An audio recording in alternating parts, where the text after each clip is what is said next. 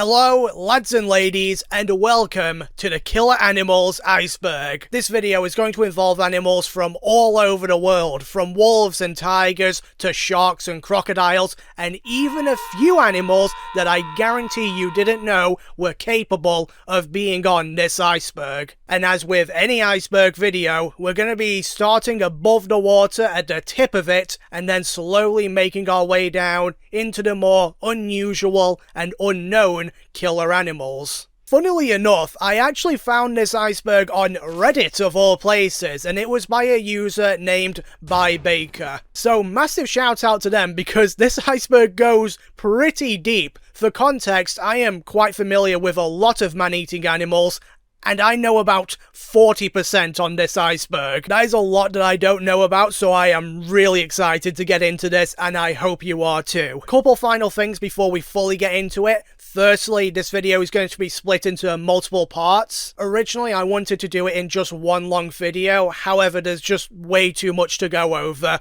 and if I wanted to shorten it down, a lot of information would be lost, which is not something I want to do. Like, on so many different animals, there's so much cool stuff to talk about, and I want to just get the full story out there for each one. So we're going to be splitting it into multiple, probably about 40-minute long episodes. But with all that said and done, the last thing I want to say is, if you think I've earned it by the end of the video, please do consider subscribing to the channel. We're a really small channel at the moment, and I really want to see this thing grow, so please do hit that subscribe button, turn on notifications, all that good stuff. And I hope you enjoy the video. Now then, let's start off this iceberg with what is probably the most famous series of animal attacks the world has ever seen, and those were committed by the Jersey Maneater. Between the dates of July 1st and July 12th, 1916, all along the New Jersey coastline, 5 people were attacked, 4 fatally, by a shark or sharks. The first incident was on July 1st in a resort town called Beach Haven. A 23-year-old vacationer entered the water to play with a random dog that was just chilling there. However, not too long after this, he was heard calling for help as a shark had begun to bite his legs. And by the time he was pulled from the water, his left thigh was completely stripped of flesh, and as a result, he would bleed out a short time later. Tragic as this first death was, it wasn't seen as much of a concern, more of just a one-off occurrence. Because of this, no beaches were closed as a result of the attack, something that would have disastrous consequences, as 45 miles north in Spring Lake, a second resort town, another death would occur. On July 6th, a 27-year-old hotel worker went for a swim a short distance from the shoreline, and unfortunately, he was also caught by a shark. This attack was a great deal more brutal, as the man's legs were completely ripped off by the shark. There was so much blood in the water, in fact, that the woman who contacted the lifeguards misidentified the scene for a flipped-over canoe that had a red hull. When the lifeguards arrived, they would try to help the man the best they could, but it was far too late, and he would also die from blood loss. All 3 of the final attacks took place on the same day, July 12th, and these were almost definitely caused by the same shark, as they happened not only on the same day, but in the same place, Matawan Creek, a further 30 miles north of Spring Lake. A group of boys were playing in the creek that day, though their fun would soon be cut short when one of them spotted a dorsal fin of a shark break the water's surface. And while most of them were able to successfully escape the shark, 11-year-old Lester Stilwell was not, and was dragged underwater by the beast. After alerting authorities, a group of divers would be sent to find the boy, though they did not believe that a shark was responsible for what had happened. This would all change when one of the divers themselves was bit on the leg by the shark, and they too would die. Furthermore, when Lester's body was eventually found, it showed clear evidence of being mauled by a shark. The final attack would happen roughly half an hour later in the same creek, when a young boy was also bitten on the leg by the shark. This time though, thanks to his brother being there and pulling him free, he would survive the encounter and make a full recovery. Now, by this point in the attacks, as you can imagine, the people were done with sharks and the ocean in general, leading to a shark panic, if you will, that swept across the entire eastern coastline. A lot of businesses lost money due to this, and someone needed to pay, and that someone, unfortunately, was the sharks. Hundreds of them would be killed to protect the public, and eventually, one such shark killed, a great white to be exact, would be blamed for all 4 deaths. However, this is widely debated, with most experts pointing to the bull shark as a more likely culprit due to their more aggressive nature and their ability to go into freshwater, explaining why one was in a creek. Regardless though, the Jersey Shore shark attacks have gone down in history as one of the greatest mass panics caused by an animal. And this infamy will more than likely never go away, as later on the story was retold, albeit with some changes, in a book titled Jaws. And with the story eventually being adapted into one of the most famous horror movies of all time, it's safe to say we will never forget the Jersey Shore man-eater. Yeah, you understand why this is going to take a long time now. To be fair though, that is probably going to be the longest, so let's move on. The next one, the Indianapolis shark attack, also involves sharks, if you couldn't tell. In 1945, during the tail end of World War II, a American USS Indianapolis, a heavy cruiser, was traveling towards the Philippines. However, its journey would be cut short when it was torpedoed by a Japanese U-boat. The damage was so intense that the entire ship sank within 12 minutes, taking down 300 crew members with her and leaving the rest very little time to prepare for the evacuation. Plus, due to the secretiveness of this mission, which was to deliver parts for the Manhattan Project,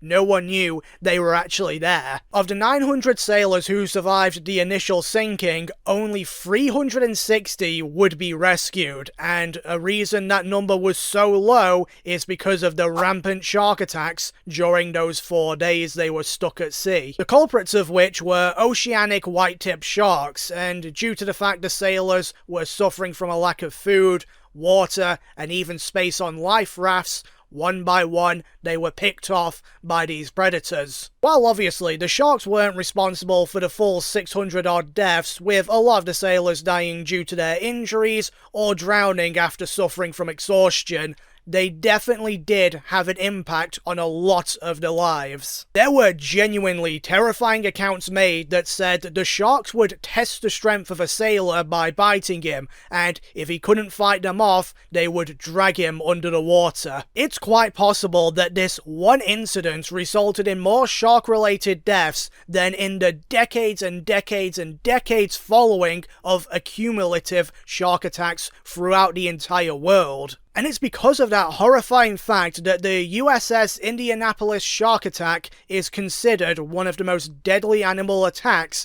in human history. Now, while on the iceberg, it may seem that we're moving into tier 2 already, having only done 2 animals. In actual fact, both of these tiers are basically the same in my eyes, because a lot of the ones on here are probably just as famous and well known as the Jersey Shore man-eater or the USS Indianapolis shark attack. And for the perfect example, we have my boy Gustave. I really like Gustave. I mean, don't get me wrong, he's a very naughty crocodile, but I think he's pretty cool. Hailing from Burundi, Africa, this Nile crocodile was made famous because of a documentary made about him that I was absolutely obsessed with as a kid, in which a team of experts recorded Gustave for the first time and attempted to catch him. Attempted being the key word here, as everything they tried failed, and after being forced out of the country due to a civil war, Gustave was never officially seen again. Why this massive effort for just one crocodile? Well, Gustave is rumored to have killed and eaten 300 people. And given the massive size he was very much capable of accomplishing such a feat. See, the theory goes as following. Because Gustave was so big, 20 feet long in fact, and weighing almost a ton, he could no longer hunt the normal prey of the Nile crocodile like gazelles or zebras. His immense size just made him far too slow, so he had two options: hunt even slower but also more dangerous animals like the hippopotamus, which he was actually recorded doing, or animals that are very slow and also very weak compared to a 20-foot long crocodile, i.e. humans. And if the reports are to be believed, he became very accustomed to the latter, hunting fishermen from their boats and grabbing people from the shoreline. The legends surrounding Gustave as well are truly something else. He was shot on over 3 different occasions and survived all of them, and was even, apparently, once hit by an RPG and was able to walk it off. Or swim it off, I guess, in his case. I guess crocodiles do both. No, it counts. No one really knows if Gustave is alive today. There have been reports that he was shot somewhere in Lake Tanganyika, but no photos have ever surfaced of him. So, given how long crocodiles live, it's very, very possible that he's still out there, patrolling the rivers of Burundi. Okay. Osama Bin Laden. Elephant.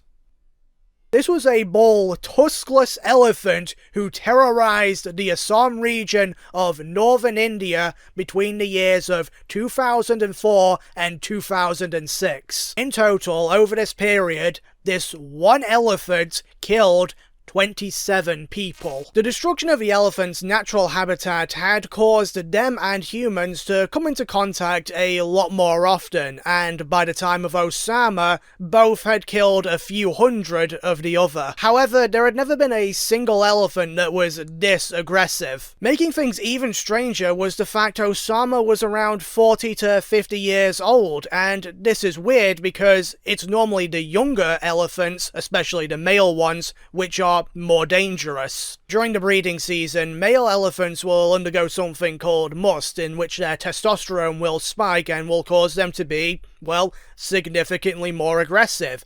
However, that doesn't explain why Osama Bin Laden's killing spree lasted for over 2 years. In the end, no real definitive answer could be given to why Osama Bin Laden turned out the way he did.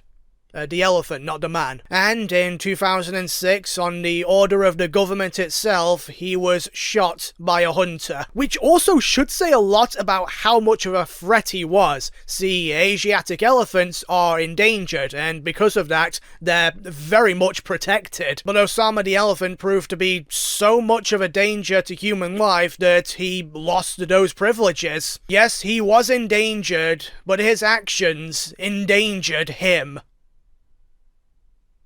Alright, so fun fact, this next entry involves an animal which I am genuinely terrified of, and like that doesn't say a lot. I am a fragile little man, but still this one is something. The sloth bear of Mysore. And I know what you're all thinking. Oh, look at the little baby. He's so cute. He couldn't hurt it. Oh, no. This particular sloth bear began its attacks in 1957 in the Mysore region of northern India. It reportedly had begun foraging in the fields nearby villages, and after a while, its boldness increased to the point where it felt comfortable harassing the villagers themselves. And for whatever reason, this escalated further to where the sloth bear of Mysore would begin attacking and killing multiple people. One of these attacks, ironically, would be the bear's undoing, as it was on the son of a man named Alam Bux. After his son sadly died of his injuries, he contacted a friend, an acclaimed hunter named Kenneth Anderson. Upon arriving, Kenneth soon learnt of the other attacks and even witnessed the aftermath of one, which I think is a perfect opportunity to talk about why sloth bears are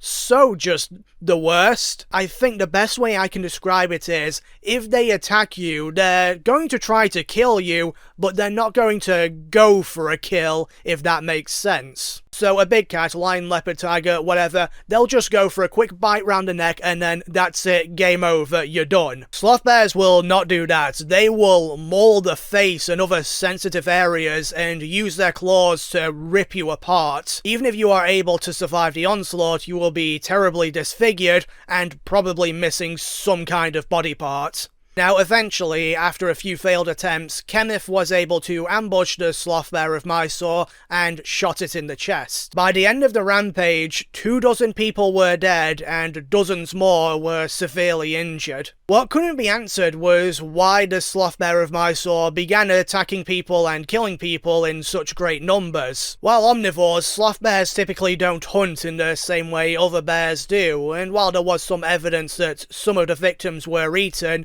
it's still very odd behaviour for this species of bear. But something was clearly different with this one. We are just not sure what it is. Port St. John in South Africa is said to be the most dangerous beach in the world, and this is due in no short part to the large amount of shark attacks that happened between 2007 and 2014. 8 people were known to be killed in this area, and for perspective, 70 people were killed worldwide by sharks in the same time frame. And yes, I was as disappointed as you when I was scrolling down the list and eventually saw that final fatality, completely destroying our objectively nice number. Oh yeah, and about 10% of those deaths were at this beach. Yeah, pretty bad. Unlike most others on this iceberg, there wasn't one particular animal that was blamed for these deaths. More so, it was seen as a result of the bull shark losing its breeding ground due to climate change, thus forcing it to the Port St. John's area, which happened to be a very popular tourist destination. So, you know, more people, more sharks, you can see how that's a recipe for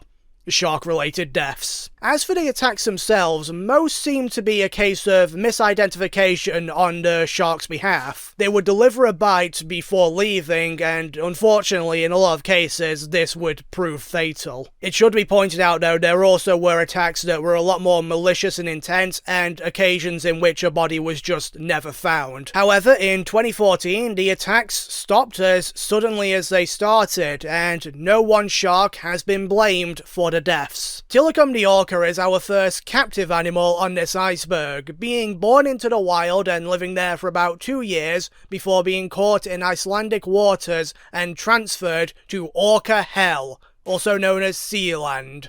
During his time there, he was routinely abused by 2 older female orcas that shared his tank, and like many other animals at the park, he was not given the proper care. Discussed in the film Blackfish, it was speculated that Tilikum's own abuse and lack of care led to him becoming dangerously aggressive, and this would eventually lead to the later attacks. The first of which being on December 6th, 1970, when a 20-year-old trainer would slip and fall into Tilikum's enclosure. Tilikum would grab her by the foot and refuse to let go, eventually drowning the woman. Despite the evidence that this was the case, the owners of Sealand would claim that this was an accidental death. Later, in 1992, he was transferred to Orca Hell but under a different name, SeaWorld. And not very long after that, in 1999 is when the second death would happen. A man named Daniel Duke had hidden the park after closing, and when everyone was gone, he went over to where the orcas were kept. We have no CCTV footage, so we don't know definitively what happened that night, but what we do know is, in the morning, park employees would find Daniel dead in Tilikum's tank. The narrative on what exactly happened is a little bit foggy. Some say that Daniel got into Tilikum's tank in order to swim with him, and then Tilikum killed him. Others say that Daniel was admiring the orcas while at the edge of the tank until Tilikum unexpectedly grabbed him and pulled him into the water before again killing him. And SeaWorld themselves, the most trustworthy source, say that he just accidentally drowned in an orca tank.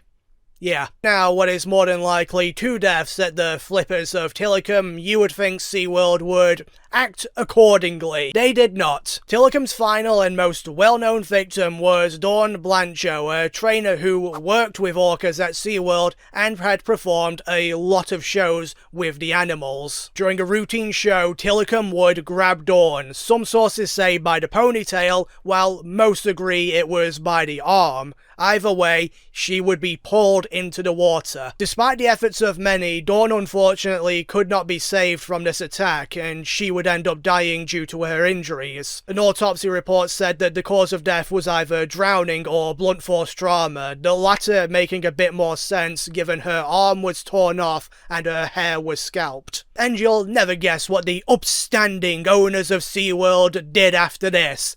That's right, they tried to blame Dawn for her death, which, no. But also, they decided to allow Tilikum to continue performing. Because as we all know, once you kill 3 people, it's basically out of your system at that point. You're all good to go. Anyway, ending this story on January 6th, 2017, Tilikum would die from a suspected bacterial infection, leaving behind an astonishing 21 calves. Hey, you know what? Let's move on to something unique. Like elephants named after terrorists, with Osama Bin Laden, the elephant, II.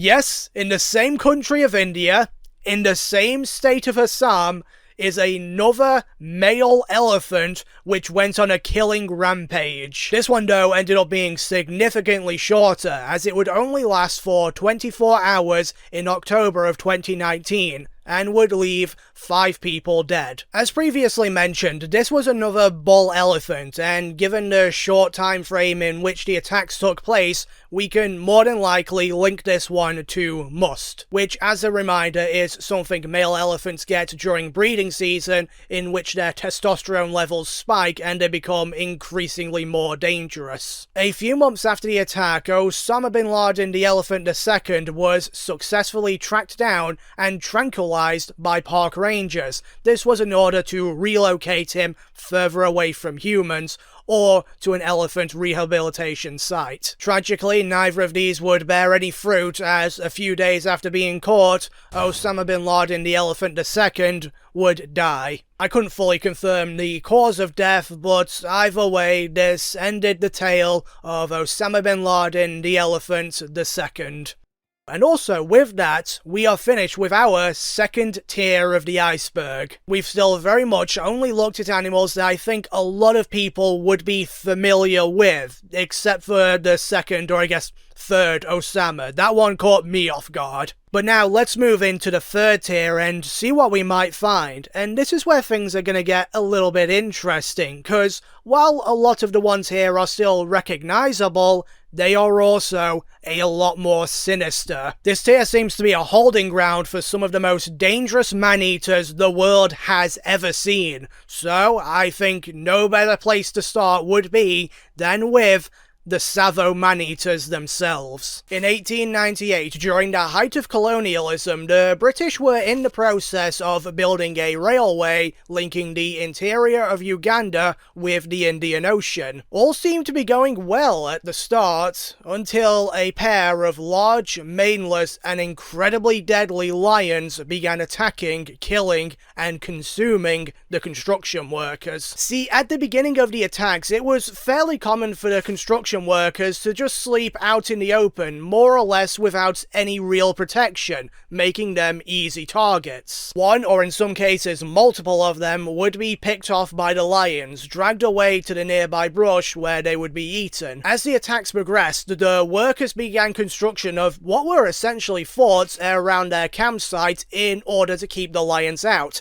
However, even this did not deter them. It got so bad, in fact, that the construction of the railway was all but halted, and as you might guess, the British were not too fond of this. One man in particular, a Lieutenant Colonel John Henry Patterson, who was sent to oversee the construction of the railway, decided to put an end to this problem. He would spend a fair amount of time hunting these animals, in which he learnt how stealthy they were and how bold they were, sometimes ignoring one man in order to go for another that was at the centre of their man-made fort. And this was, according to Patterson, without any real reason. They just did it. Eventually though, he was successful and shot both of the lions dead. By his count, Patterson estimated that between March and December of 1898, the lions had killed over 100 people. The reason the Tsavo man-eaters became man-eaters is debated. Some say it was because of a reduction in prey items,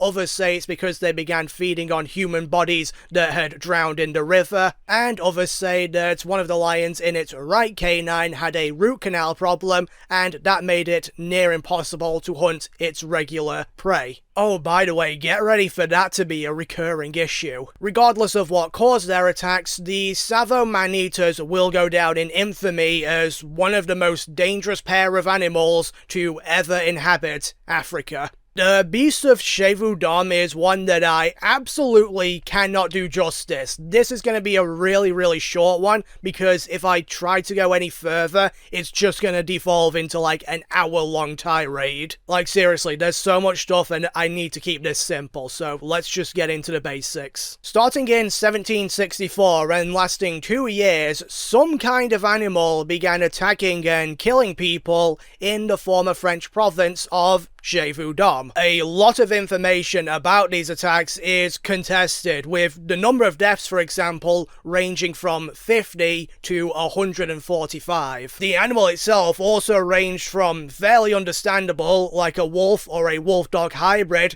to an escaped circus animal, such as a lion or hyena. You know, potentially could be pretty silly. But it gets worse, because the exact creature responsible is also very much debated. Multiple times, people claim to have killed the beast of Gévaudan, only for more people to die in a similar way. It wasn't until 1767 that a man named Jean Chastel killed what is most likely the beast of Gévaudan, and it was a large wolf dog. Disappointing. Though we can't definitively say what Chastel killed, because the remains were apparently sent to the king and he was like, ooh, get them out of here, and then he sent them to a guy's house in which they were buried and now they're under there, but we can't dig them up for some reason. Oh, and the guy's name was this, by the way.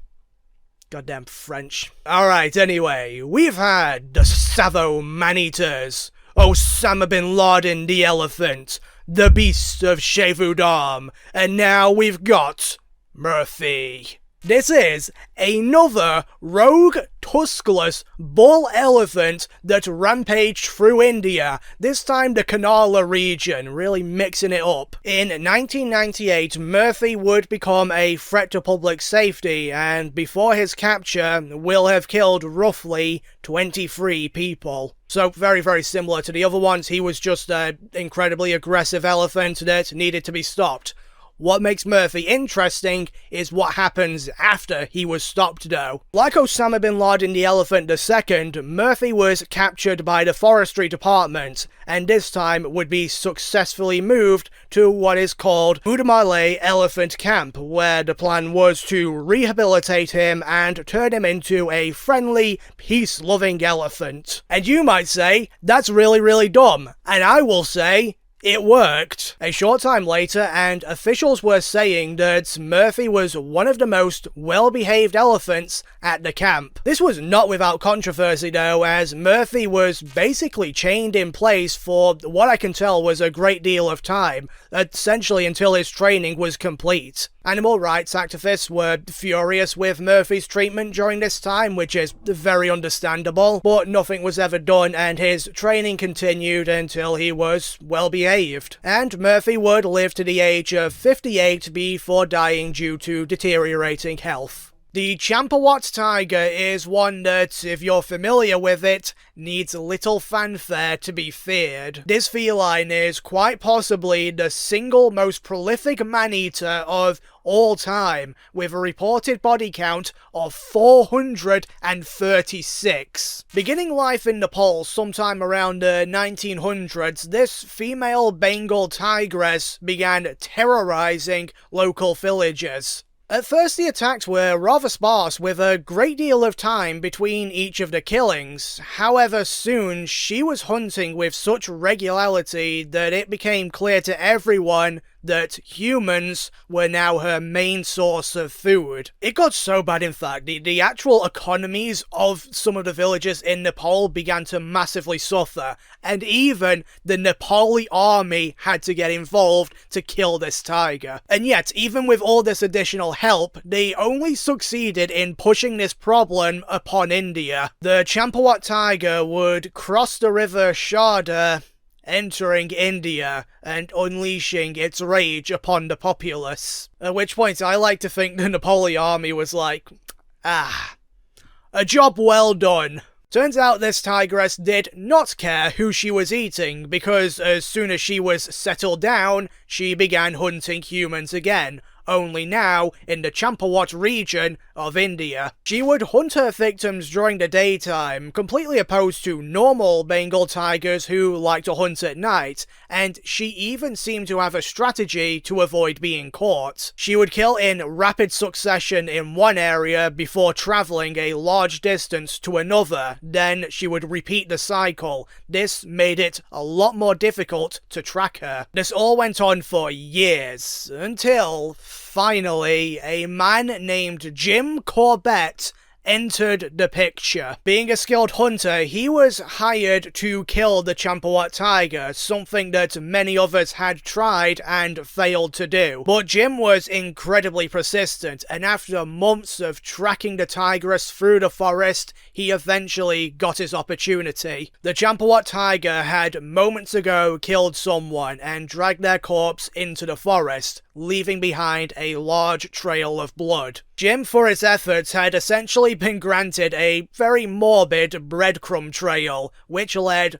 right to the Champawat tiger. And when they finally met, she wasn't able to escape this time, and Jim shot her dead, finally ending her reign of terror. Upon inspection of the body though, the reason for her attacks on humans was discovered. She had been shot in the mouth at some point, and this gunshot had damaged one of her teeth. Well, actually damaged might not be the right word. Her upper and lower right canines had been completely broken due to the impact of the bullet. And while she obviously survived the incident, it meant she no longer could hunt her normal prey in a similar way to one of the Tsavo man-eaters. She now had to hunt easier targets, so humans. An interesting fact as well to end this off is that after Jim Corbett learned that another hunter had unintentionally caused all this harm, he would switch to becoming more of a conservationist than a hunter. Yeah, 436 people dead, but, we got one hunter to stop hunting. That's a W in my book. The next one we're going to look at is the Sankebetsu brown bear. Quoted as causing the most deadly animal attack in Japanese history, this bear is quite possibly as well the most terrifying because of how the attacks took place, as this Etso brown bear would quite literally tear into two different homes and kill all the occupants in one and most in another, showing everyone that if an animal is determined enough, even the safety of your home may not be enough to protect you. All this would happen over a period between the 9th and 15th of December in 1915, with the location being the Hokkaido region of Japan and a fairly remote location at that. Things started with a rather normal animal encounter. The bear was caught trying to steal grain and, once spotted, fled into the woods. A few nights later, it would return, prompting the farmer to organise a hunting party to try and kill the bear, but they were unsuccessful and only managed to wound it. And while it's not confirmed, it's hypothesized, that's not how you pronounce that word, but I'm going to carry on anyway, that the bear became angry towards people as a result of this. Now, to be fair, that doesn't make a whole lot of sense, but we'll just roll with it for now, because there wasn't really a reason why the bear became, what he is. As I previously mentioned, in the following days, the bear would make 2 separate attacks on 2 different homes. In total, the attacks would leave 7 people dead and 3 injured.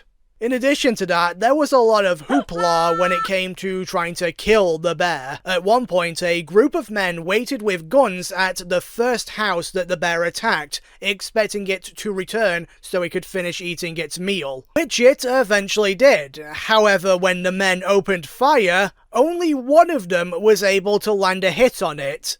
somehow. Because as we all know, the thing getting ambushed in an ambush is the one that has the advantage in that fight. The dumbest thing that happened though was yet to come. So after the first attack left everyone in the house dead, understandably everyone else was quite worried. A lot of men were brought in from outside the community to help hunt this bear, and 50 of them were set to guard a house. This house was where a group of women and children were staying in order to keep safe. But then, during one night, the guards learnt that the bear was nearby, and all 50 of them went out to chase it.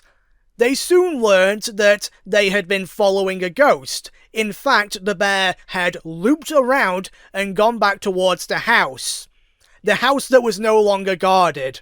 And that house would be the aforementioned second house where 5 people died and 3 were injured. Yeah, A+ guard in there, guys. You really showed that bear what for. Finally, competence was returned when a seasoned hunter was brought in to finally end this ordeal. And after a short time tracking the animal following its last killings, he was able to locate and shoot the bear dead. It's said that, as an act of revenge, the villagers would boil and eat the entirety of the bear, and many of them would go on to be bear hunters, killing, reportedly, hundreds of them. So, as you can imagine, the Sankebetsu bear was still rather hated even after its death, and its infamy, like many others, will remain in the area. Killing and eating 6 people in a town of the same name, the Mufu man-eating lion was truly an intimidating beast. In the country of Zambia, where this all took place, the average size of a male lion is about 8 feet long and weighing about 190 kilograms. Meanwhile, the Mufu lion was 10 feet long and reportedly weighed 250 kilograms, making it a monstrously sized lion. The attacks took place in 1991 and all happened in the same year. The lion mainly focused on women and children, killing them quickly before dragging them off to eat them. But aside from the basic overview that I've just given, there's not really much to say about the Mufu man-eating lion, so let's cut to the end. The locals very quickly learned this wasn't a one-off odd occurrence. This lion had developed a taste for human flesh for some reason. And so a hunter was called in to deal with the problem. Determined to see this through, the hunter waited in a hide for 3 weeks straight in order to finally get a chance to shoot the lion. And his patience would pay off. Though I couldn't find the exact date, he would shoot the lion dead and end the threat to the villagers. As you can imagine, there's not much information regarding an autopsy, so we don't know why this lion started hunting people or how it grew to such an immense size. But we do know this: the body was sent to Chicago, a fate worse than death, and was put on display in a museum. The Field Museum to be exact, and it is shown right alongside the Tsavo man-eaters. L comes around and ties itself in a lovely little bow sometimes, doesn't it? Heading back over to India, because they really can't catch a break, we've got the leopard of Panar and the return of Jim Corbett. Yeah, remember when I said he moved away from hunting? He moves, slowly. Jim had actually learnt about the Panar leopard as he was hunting the Champawat tiger. It had developed a taste for human flesh after years of foraging on the dead bodies which littered the jungle floor following a cholera outbreak in the Panar area. Once the outbreak was put under control, the flow of bodies into the jungle stopped, and this led this particular male leopard to begin hunting humans actively. And all of this began in the 1900s.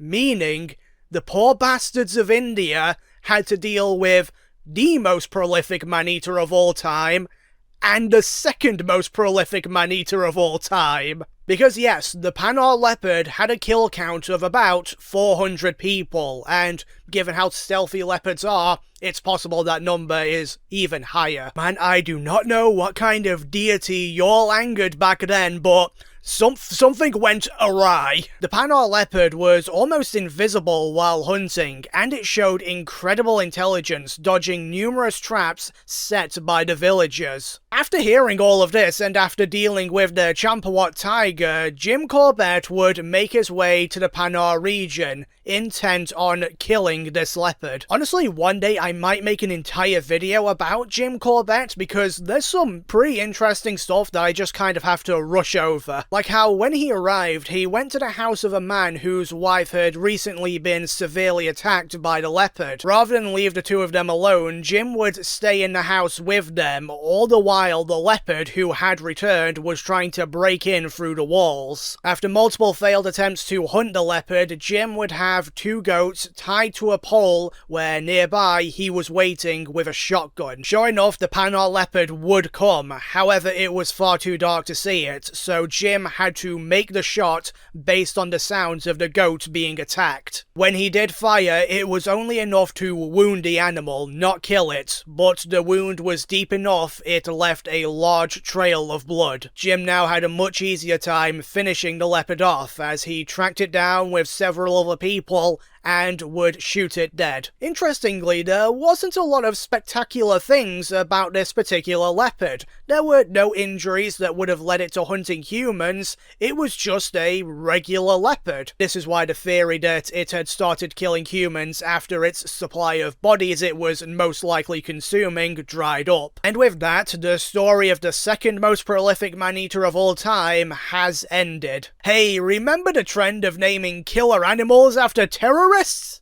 Osama Bin Laden, the crocodile, remembers? In Lake Victoria, on the Ugandan shores, is where this massive 16-foot-long Nile crocodile would snatch people from. In total, the estimated death toll is around 80 people, and all of this had been going on since 1990. Though it's not confirmed, this might be another Gustave situation, only on a lesser scale. The crocodile grew so big that it found hunting humans was a lot easier than hunting nimble prey, and after a while of this, it became accustomed to the taste, thereby continuing the cycle of hunting people. One man's claimed encounter with Osama Bin Laden the crocodile went that as he was out fishing with his brother, Osama would leap into the fishing boat, and after a 5-minute long battle would eventually be able to grab hold of the man's brother and drag him into the water. Understanding the threat, an effort was made to capture this crocodile in 2005, and the locals were actually successful in this endeavour, which was really shocking to read because I assumed they would just go for the tried and true method of dealing with a dangerous animal and, you know, bang. Osama Bin Laden the crocodile, though, not only escaped death, he also escaped going to a zoo or being re-released into the wild elsewhere. No, he was sent to a breeding facility which bred crocodiles to harvest their hide for leather. At the breeding facility, he would be paired with females, the hope being because Osama was such a big crocodile, this would create large offspring, which would obviously boost profits. So in short, Osama Bin Laden the crocodile kills 80 plus people and gets rewarded with a harem of female crocodiles and endless pleasure. I kill 80 plus people and I get thrown in a cell alone. We live in a society. As for Osama Bin Laden the crocodile today, he's probably still vibing, probably still doing his thing. For all I know, maybe. Ending tier 3 of 8, kill me. Okay, so, answer me this. What's worse than a hyena? That's right, a hyena with rabies. And in 2003, within the Doa region of Malawi, the residents had to deal with just that. The rabies virus, as you might know, affects the brains of its victims, eventually turning them into highly aggressive, rabid, feral animals. The fear this one hyena caused was so much that about 4,000 people from various villages would flee their homes. This was not without justification, situation. The hyena had begun attacking people basically at random, and even if you were at the center of a large town, you weren't necessarily safe. The hyena would actively just go wherever it pleased and attack anyone it saw. It shouldn't need to be explained, but the difference between a rabid dog and a rabid hyena is extraordinary. The hyena has one of the most powerful bites in the animal kingdom, and in a similar way to the sloth bear of Mysore, it won't just go for a quick kill, it will maul the victims viciously. In fact, basically anyone that was attacked by the Malawi terror beast would suffer some form of life-changing injury, whether it was serious disfigurement to the face, blindness, or loss of a limb. The situation very quickly called for the hyena to be put down, and because it was making no attempt to hide, this was successfully done relatively quickly after the attacks began. But this was not before 5 people would die and 20 would suffer serious injuries. And with the Malawi terror beast done, we have finished 3 tiers of this iceberg plus part 1 of this video series. I really should start writing an outro script at some point because I never really know what to say here. I guess so far this has been pretty good. There's already been a few that I'm not entirely familiar with, and the ones that I am familiar with, I learned a lot of cool stuff, and I hope you did too. We still have a long way to go before the end as well. I wrote 26 pages of script, and I've got through 11 of them. So yeah, this might end up being 3 parts, it might be 2, we'll see.